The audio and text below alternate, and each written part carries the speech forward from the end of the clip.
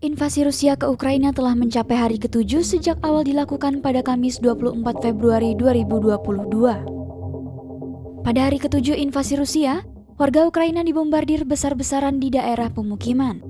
Kemudian, setidaknya 2 kota utama Mariupol dan Kharkiv tengah dalam proses pengepungan. Berdasarkan layanan darurat Ukraina, lebih dari 350 warga sipil Ukraina tewas dan lebih dari 2.000 orang terluka. Ratusan bangunan termasuk fasilitas transportasi, rumah sakit, taman kanak-kanak hingga rumah pun telah hancur.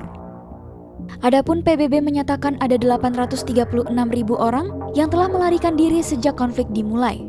Serta lebih dari 450.000 orang telah melintasi perbatasan Polandia. Selain itu, Ukraina mengklaim hampir 7.000 tentara Rusia tewas dalam 6 hari pertama invasi Rusia. Sementara itu, Kemenhan Rusia menyebut 498 tentara Rusia tewas di Ukraina sejak awal kampanyenya.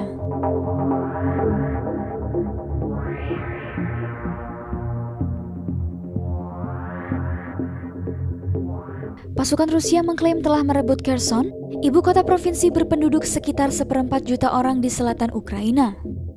Meski demikian, pejabat setempat menyebut bahwa kota itu masih berada di tangan Ukraina.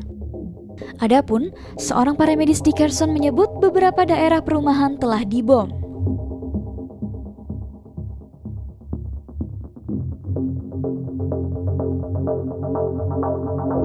Ibu kota Ukraina Kiev mendapat serangan yang lebih berat ketika pasukan Rusia menggerakkan pasukan lebih dekat sebagai upaya mengepung Kiev. Wali kota Kiev Vitali Klitschko dan saudaranya Vladimir Klitschko telah mengajukan permohonan untuk lebih banyak dukungan kepada sekutu Ukraina guna memerangi invasi Rusia. Vitali mengatakan, Ukraina membutuhkan peralatan militer, uang, dan obat-obatan demi memperjuangkan demokrasi dan pilihan mereka.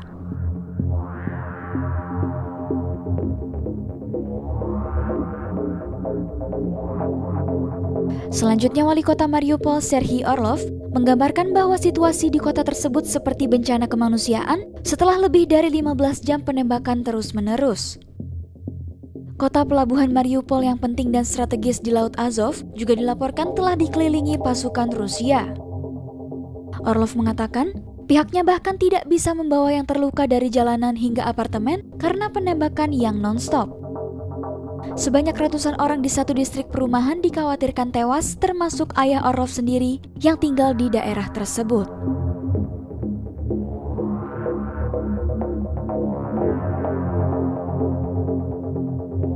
Pasukan terjun payung Rusia disebut telah mendarat di Kharkiv, kota kedua Ukraina, dan terjadi pertempuran jalanan di pinggiran.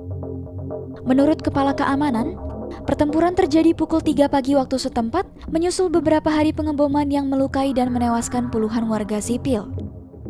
Adapun, pihak berwenang setempat menyebut 4 orang tewas pada Rabu 2 Maret 2022. Meski demikian, Kharkiv disebut masih berada di bawah kendali mereka.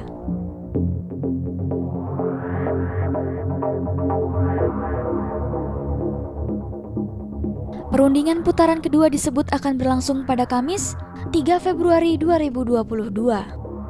Adapun seorang perunding Rusia menyebut bahwa gencatan senjata ada dalam agenda. Namun, Ukraina mengatakan tuntutan Moskwa itu tidak dapat diterima dan Rusia harus berhenti mengebom kota-kota Ukraina sebelum mengharapkan kemajuan.